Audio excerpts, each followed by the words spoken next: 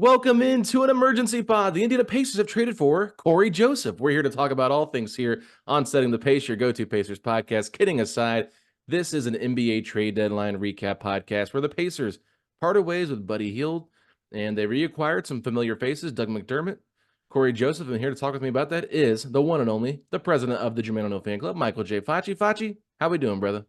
I'm doing good. Active day. I worried. I did. I said, you know what? A lot of big names have been moved. There's just not enough chatter. All of a sudden, hey, the NBA trade deadline is who we thought it was. Very busy. A lot of stuff going on. Pacers were active. You could ask yourself, did they get better? Did they get worse?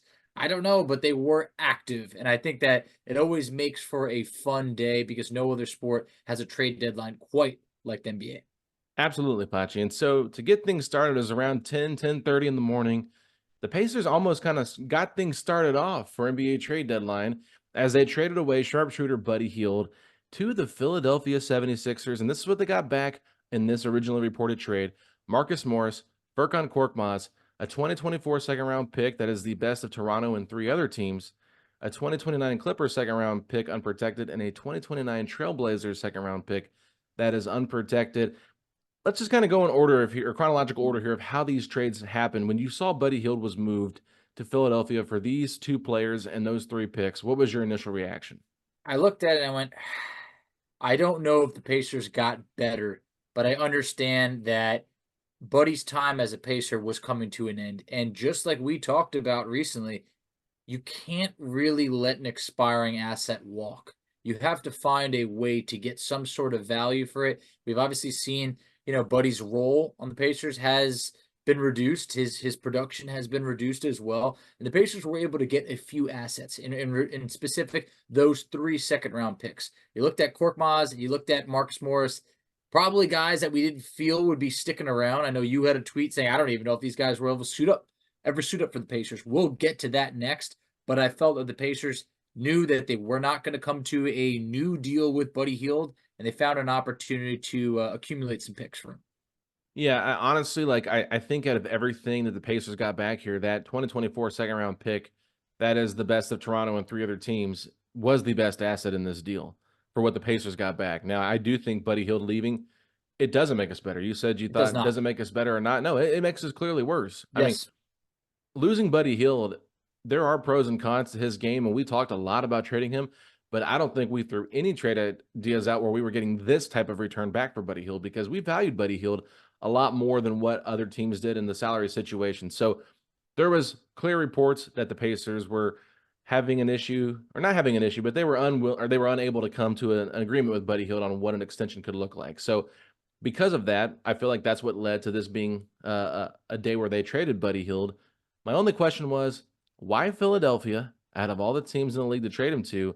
This is a team that could play in the first round. I don't think Buddy Hield's going to have that much of a drastic impact on what happens, but you don't usually see a lot of guys get traded to other playoff teams in the same conference. So was a little bit surprised that it was the Philadelphia 76ers, but I'm kind of glad for Buddy because even with Embiid being injured, I think the Sixers still make the playoffs, and so Buddy Hield will finally get a chance to play in the playoffs. I was going to say, this pretty much guarantees that Buddy's going to the playoffs this year, whether it was with the Pacers or Philly. Hey, good for him. I think Indiana did right by sending him to, not like a one of the dumpster fires of the NBA. Like, it's not like Buddy got shipped to Detroit and all of a sudden it's like, woo, we did him dirty. But one thing that I think that when you ask why Philly entered today with 6 second-round picks that they had that they could move, and I think that might have been the team that they were able to get the most picks from. Mhm.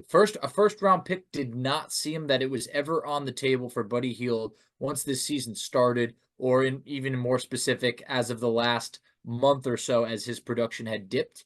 So I think that you look at this, Marcus Morris, Korkmaz, I mean, those are just players that Indiana was not taking on any future money. So I think that was also important, is they didn't want to, have the salary cap impacted moving forward. But I think you kind of hope maybe they could have ended up with a little bit of a younger player. I don't know, maybe it's a KJ Martin or anyone that I think could have potentially played into future plans. But I think Indiana played it safe, and they said, you know what, we're going to accumulate some assets. And at that point, I looked at that deal. I said, this can't be the only deal. it can't. There's got to be something after this. And turns out there was. Yeah, and I really didn't think Marcus Morris would ever see himself in a Pacers uniform. And a lot of people are saying I don't think Korkmaz does. And I said, well, I think he actually could more so than Morris. I just don't think Morris has a fit with this team, and I don't think that they really need any players at his position. They They've don't. already kind of got themselves loaded there. So, like we kind of expected, another move did happen, and the Indiana Pacers sent Marcus Morris to the San Antonio Spurs with that 2029 second round pick they got in that deal with Philly from the Clippers for Doug McDermott, another former Pacer coming back to Indiana, someone that you brought up on our Trade Ideas I did. podcast in terms of looking at a guy that could be moved here. And I even think I asked you, who would you rather have on this team moving forward, Buddy Hield or Doug McDermott? And we had that conversation. So, maybe the guys are listening to us on the podcast and thought about it, but I just think it made a lot of sense because he is an expiring contract as well, around 13.1, 13.9 million, something like that. So, a nice move for the Pacers. I think so. And I know it's easy to be like, oh, McDermott, like, what are we doing? This guy's a lights out shooter. He's shooting 44% from three this year. He's historically been a really good shooter, like we talked about. He is expiring. So, what's the harm in that? When you give up a guy like Buddy Hield, one of the best 3-point shooters in the history of the NBA, you're going to have, you're going to experience a drop off from 3-point shooting. And I think that as much as we like Ben Shepherd, look, Ben Shepherd's not ready to fill the shoes of a Buddy Hield. I think that Doug McDermott is someone that could play that lesser role. Maybe he's playing a couple of minutes, maybe he's playing 10 minutes, whatever it is, you're going to be able to count on, okay, this is a really good 3-point shooter with the style that Indiana likes to play. I know there's no longer a Sabonis on this team, but hey, the two-man game between him and Sabonis back in the day, pick and roll, I mean, it was nice. People liked it.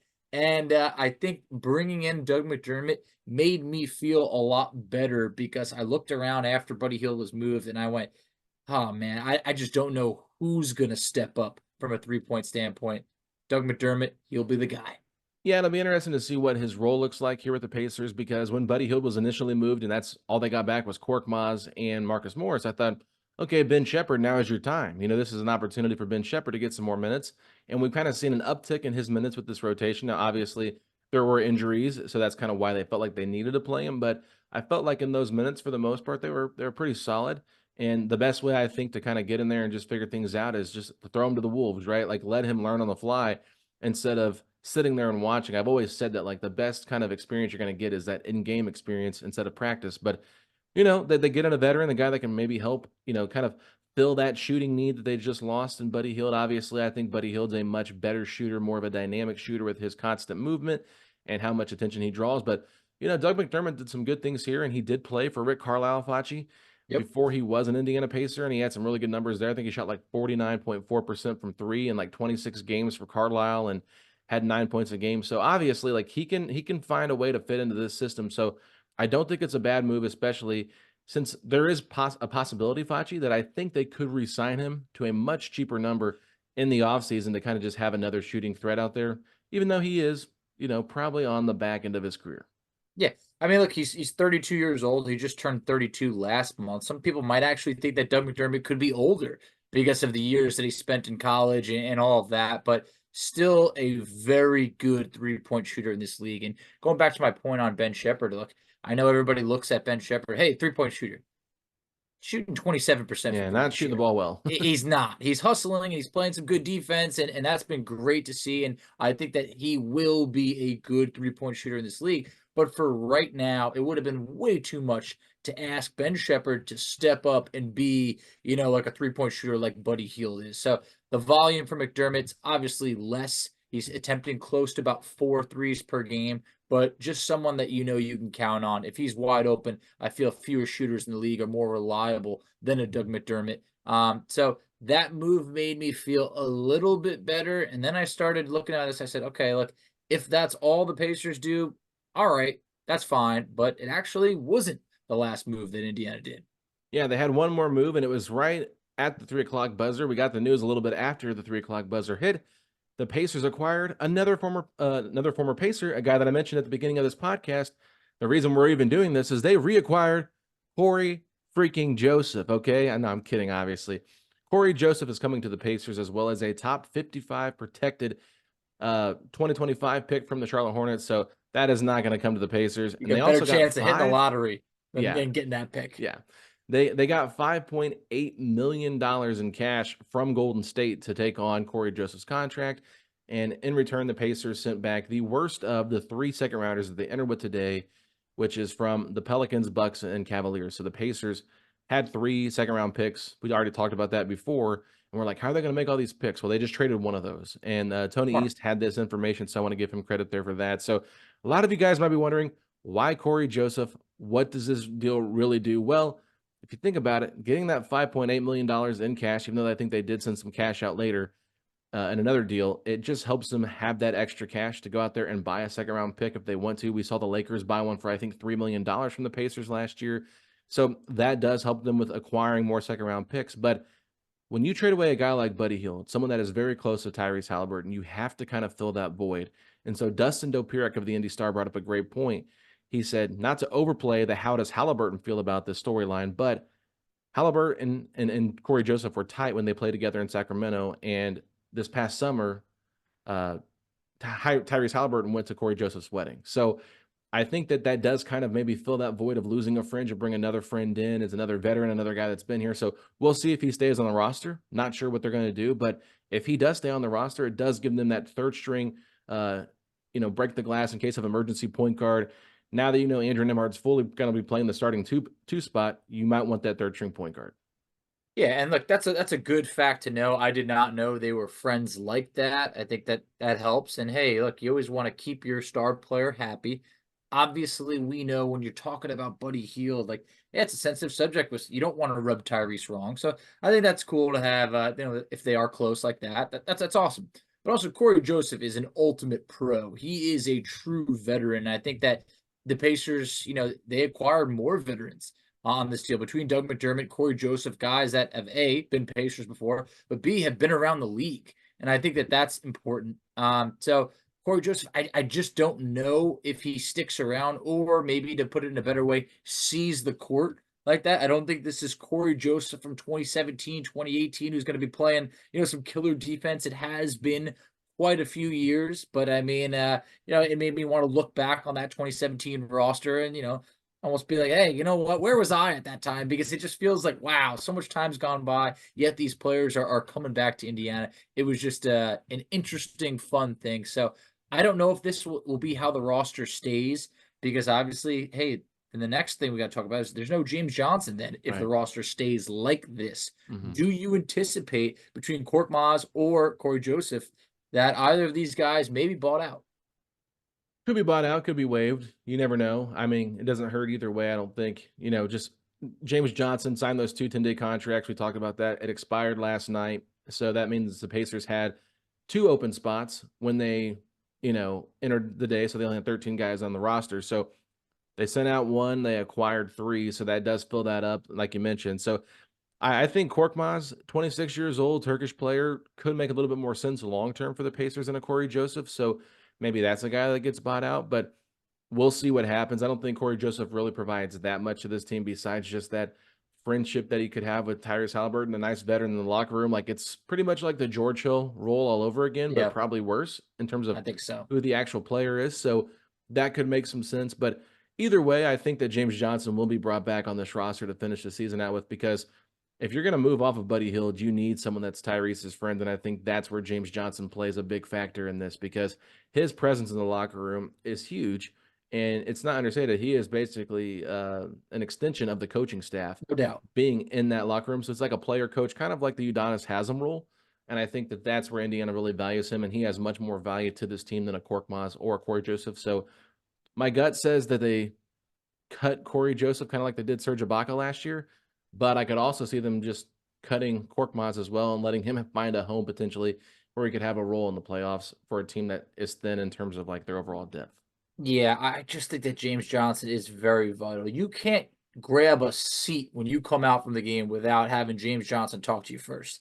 And I Mhm. just think that that is very vital. You could see it on TV all the time. He's always has some sort of advice to give this Pacers team. And I just feel that, I don't know, there's like I said, there's no way to ever track some of the impact that James Johnson has had in terms of wins or losses, but I just feel that his presence around the team is very important. For Cory Mhm. Joseph, I think that this is probably towards the end of his career.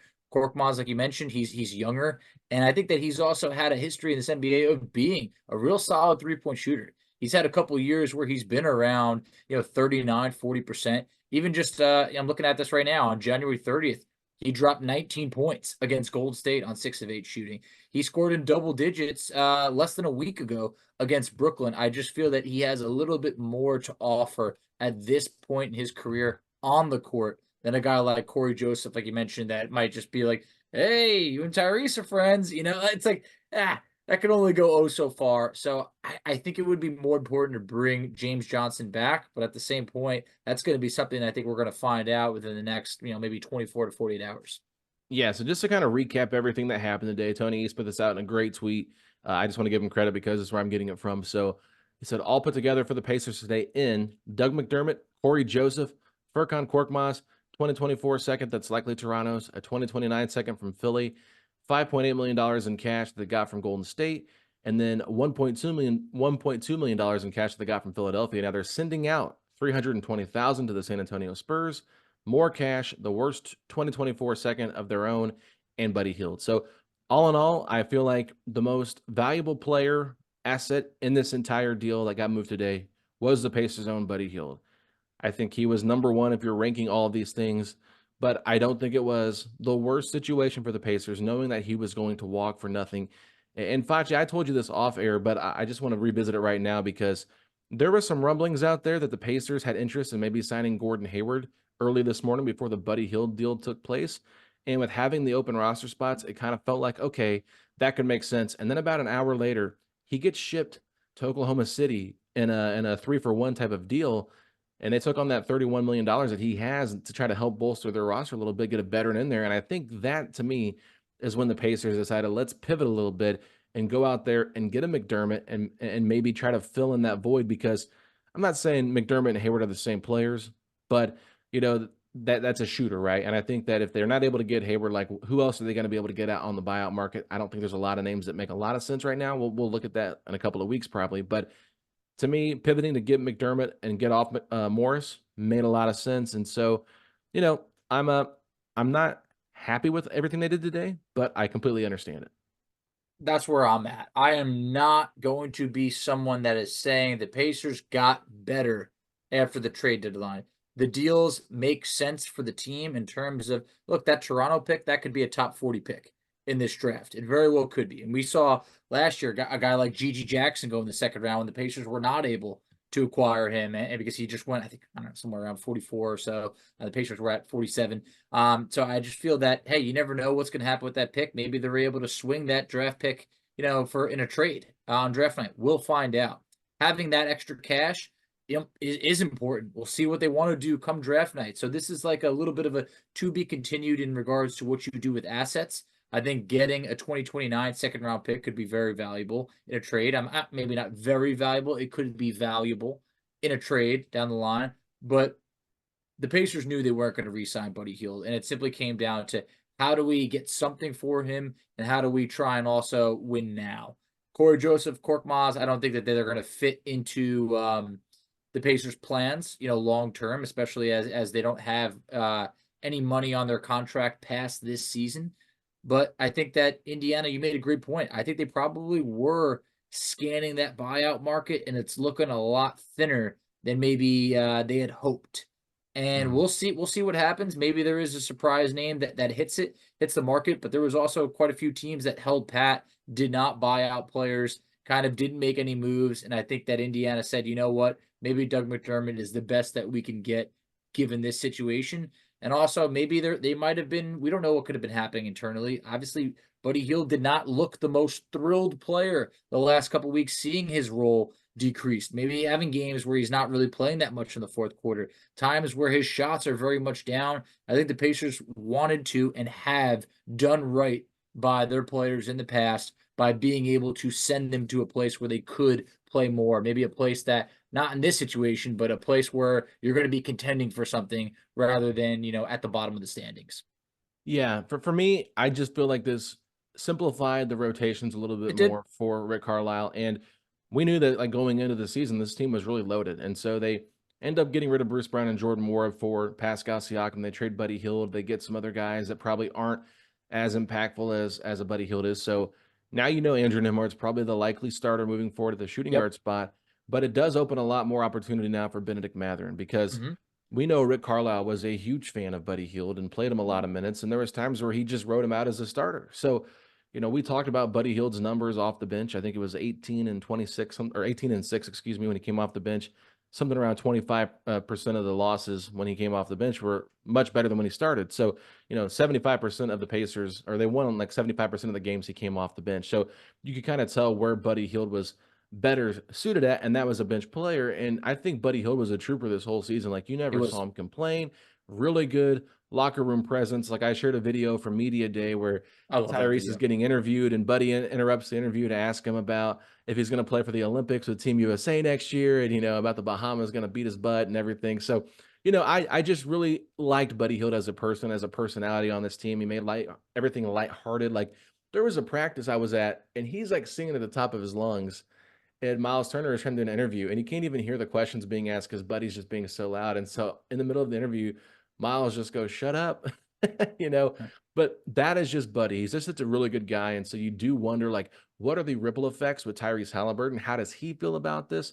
And he kind of went to Buddy's defense the last game, Hmm. really praising the things that Buddy does. So, Caitlin Cooper's pointed out a lot of great things in terms of how Buddy can be impactful, even if he's not scoring the ball or shooting the ball particularly well. It just to me felt like more of a business decision than it did an on-court decision. And I think that's where you have to really look at this. The Pacers kind of had their hands tied. It was either let them walk for nothing in June or let them walk for something potentially in February. So they acted early. They were proactive instead of reactive. And as someone once said, that messaged me today, they didn't want to get Fred VanVleeted. They didn't want to get left at the altar for nothing. It's true, and I know there's half the people on Twitter that are like, "Yeah, how could we do this?" Blah blah blah. Guys, separate yourself from like really liking Buddy, the person and the player of this, and think of it from a front office standpoint. Just like you mentioned, this is a business decision. The Pacers didn't get much, but they got something for someone that was going to walk. And if Buddy had just walked, everybody would have said you should have traded him at the deadline for something. And there just was not a young player and a first round pick or anything of that sort to be out there. But Buddy's someone that needed more minutes, needed more shots, and I think that that wasn't happening right now. I actually saw a great tweet that was out there that the Pacers are 12 and 14 when Buddy takes 10 or more shots. Hmm. They're 6 and 12 when he takes 12 or more shots. 3 and 8 when he takes 14 or more shots, and 1 and 5 when he takes 15 or more shots. This is a guy that needs the ball in order to influence the game, and I felt that the Pacers did not have the same amount of shots to go around that he's used to. So I'm looking forward to a guy like Benedict Mathurin to really be able to step up, be that anchor of the second unit from a scoring standpoint. Guys like Ben Shepherd that can step up. I just think that, for Andrew Nembhard, yeah, that's more minutes for him to go around. It's just something that should be able to elevate the rest of the team. Doug McDermott, I don't know exactly how many minutes he'll be playing, but I do feel better that the Pacers went out and acquired McDermott because they would have been significantly worse if they had just not made that secondary move. Yeah, I was kind of figuring, I was thinking, like, what are they going to do? Are they going to buy out Morris? Are they going to buy out Korkmaz? Like, are they going to wait for someone to hit the buyout market? Because this cannot be the only thing they do. Like, you cannot lose a rotational player and not bring somebody back in. At least it makes some sense. Like, even if you feel like Ben Shepherd is ready, right? It's just tough to trust a rookie in a It playoff is series. And I'm not even going to say that I'm going to trust Doug McDermott because we saw how terrible he was against the Heat very in the bad. bubble playoff series. Now that was without Sabonis, and but Sabonis ain't here either. So Nope. it's gonna be a totally different offense, though, and that's one thing we have to look at. Like, this is just a totally different, not like sluggish offense that's in the half court with McMillan. Like, no, they're playing fast. They're playing more to McBucket's style of play in terms of being able to shoot and stuff. So we know he's a good three-point shooter. There's no doubt about it. That's what Doug does great, and I think that Rick Carlisle is going to like him and probably play him somewhere close to 15 minutes a game would be my rough guess. I'm not sure exactly how many minutes he's played this year. I thought it was 14 the last time I checked, but um, he's not played a lot in San Antonio, but he just talked about how he loves San Antonio, how he wouldn't mind retiring in San Antonio. Just I saw that a couple of days ago, and Now they move him, so I'm sure they were in talks with him, and he probably signed off on, "Yeah, I would go back to Indiana. I had a really good time there." So it I just think made so. sense for Indiana to do the sign and trade with San Antonio a few years ago when they did for McDermott. But this was one of the biggest free agent signings of Pacers history, and a long time ago when they got McDermott at the start of Yep. the free agency. Facci, you were excited about Uh, that one. I mean, look, you never expect that to be the move that happens the second free agency strikes, but it was.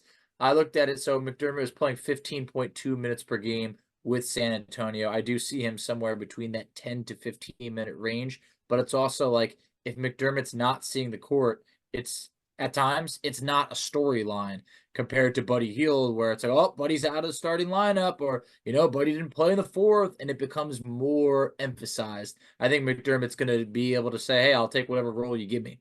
And Yeah. I think at that point, honestly, one other thing, I just miss saying McBuckets. It's one of the best nicknames out there. I'm happy we could do it again. And, short term, I'm also happy that, we're playing the long term game of we did not take on any additional salary that then goes, oh man, that's going to make things difficult. But my question to you, do you think do you think there was any realistic offers out there for an Obi Toppin or anything of the sort? Or do you think the Pacers at one point were just like, you know what? Let's not do too much. We don't want to shake things up, or don't make a trade just to make one of, like, it doesn't make sense to then trade Obi and Buddy for essentially a bunch of second round picks. Yeah, I mean, they still control what happens with Obi Toppin Yep. with restricted free agency, so they could just elect to bring him back and just kind of ride it out and figure things out. I don't really feel like there was a lot of power forwards moved today. PJ Washington was one.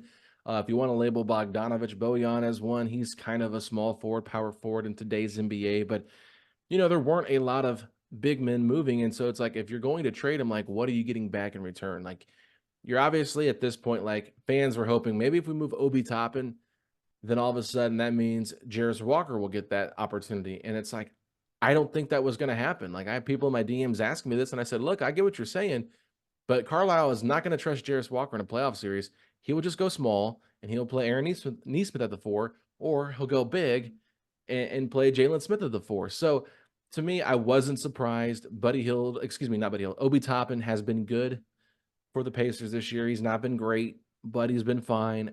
They can figure that out. They have a little bit more, they have a little bit more of a freedom to make that move in the offseason than having to make it right now. Yes, he is a free agent, but he's a restricted free agent. So they can at least determine where he goes. Maybe they can do a sign and trade if they find something out there. So there's more optionality there. With Buddy Hield, they were kind of strapped. They didn't really have a choice. So there wasn't a lot of great names out there moved. I mean, if you're talking about Obi Toppin for Royce O'Neal, like, yeah, that might move the needle a little bit, but it's like, I don't know. I just felt like they needed to keep a little bit of size that they have and fits the system.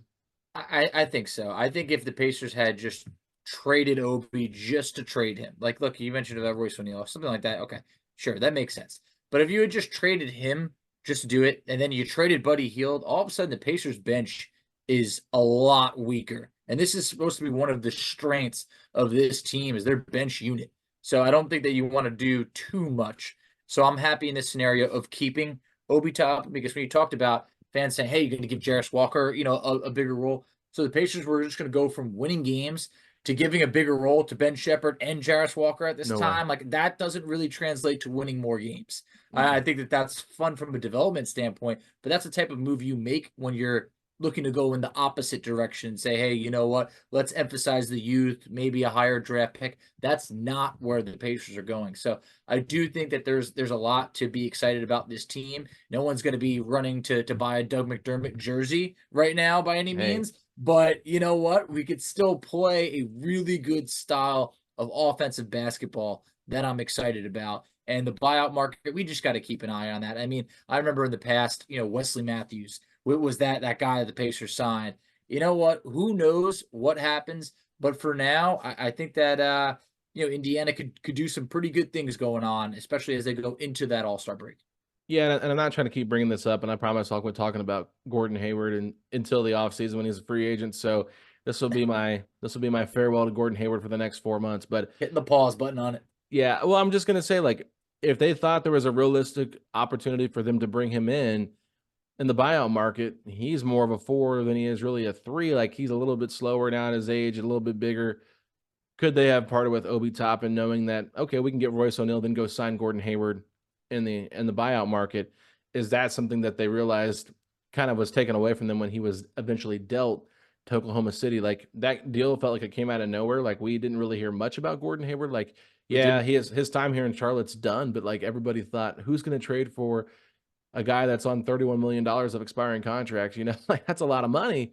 And, I thought he would probably not get traded and then get bought out, similar to what probably happens with Kyle Lowry. So we'll see. I know that Charlotte made some interesting moves today. It did. And I think one of the most shocking moves to me today was the Daniel Gafford trade going to Dallas. Rashawn Holmes and a first round pick for Daniel Gafford.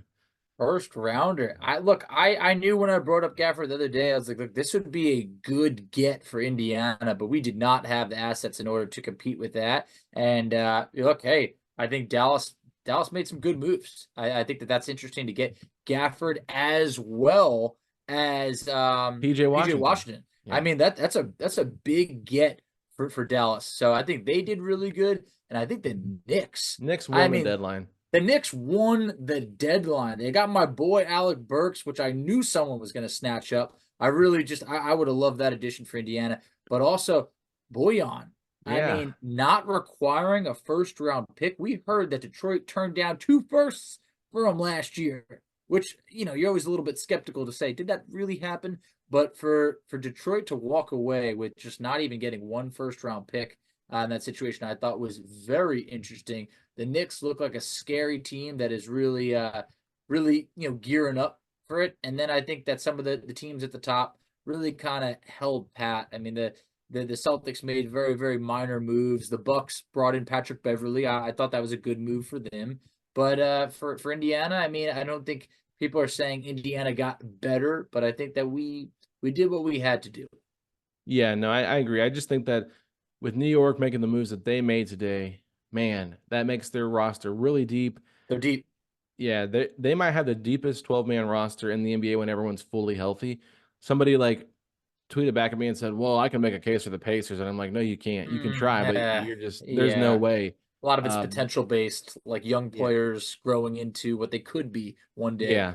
I mean, Brunson, Randall, Anunoby, Mitchell Robinson, Bojan Bogdanovic, Josh Hart, Alec Burks, Dante DiVincenzo, Hartenstein, Precious Achua, Deuce McBride, Jericho Sims. Like, that's Those a are pretty tough bodies. lineup Yeah. right there. I'm just telling you, like, somebody gets hurt, there's a next man up mentality. There's just, there's 2 all-stars on that team. Yeah. There's Mhm. not 2 top 10 players on that team, but like No.